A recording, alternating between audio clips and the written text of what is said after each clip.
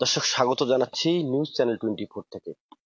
দর্শক, আপনাদেরকে যদি জানিয়ে রাখি, চলমান কোটা বিরোধী আন্দোলনের সহিংসতায় গ্রেপ্তারকৃত এবং মামলায় আটক এমন হাজার হাজার শিক্ষার্থী বাংলাদেশে রয়েছে।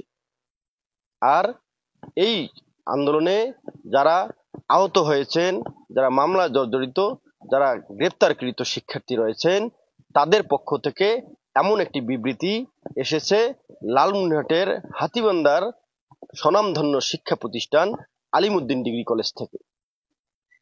আপনাদেরকে যদি বিবরণ বলি, আলিমুদ্দিন ডিগ্রি কলেজের একাধিক শিক্ষার্থী একটি বিবৃতি ছড়িয়ে দিয়েছে ফেসবুকে।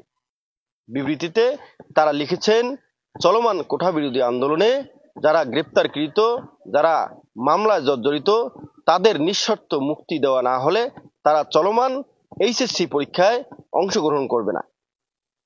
এমন বিবৃতি লালমনিরহাটের পাটগ্রাম উপজেলার বাউরা পুনম চাঁদ ডিগ্রি কলেজ থেকেও একটি বিবৃতি সামাজিক যোগাযোগ মাধ্যমে ছড়িয়ে দেওয়া হয়েছে।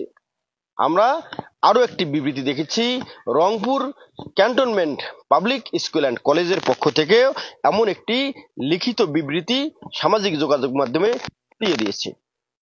দর্শক, সারা বাংলাদেশের চলমান কোটা বিরোধী আন্দোলনের অনেক শিক্ষার্থী মামলা এবং তাদের গ্রেপ্তারকৃত শিক্ষার্থীদের মুক্তির দাবি জানিয়েছেন। হাজার হাজার শিক্ষার্থী আহত রয়েছেন অনেক শিক্ষার্থী।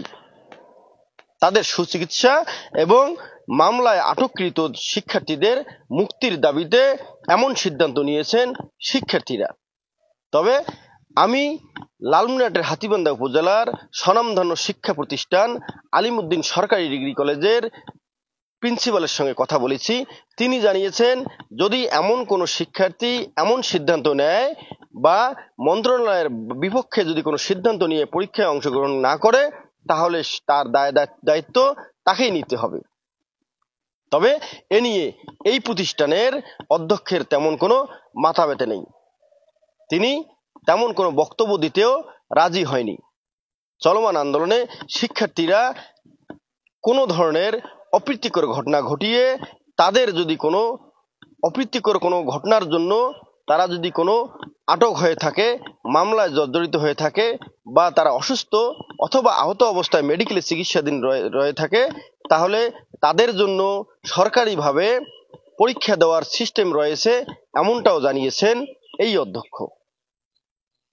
চলমান কোটা বিরোধী আন্দোলনে সকল আহতদের সুচিকিৎসা দাবি করে, চলমান কোটা বিরোধী আন্দোলনে যারা নিহত হয়েছেন তাদের মাগফিরাত কামনা করে শেষ করছি আজকের এই কোটা বিরোধী আন্দোলনকারীদের পক্ষ থেকে যারা বিবৃতি দিয়েছেন পরীক্ষায় অংশগ্রহণ করবে না যতক্ষণ না তাদের মুক্তি হবে।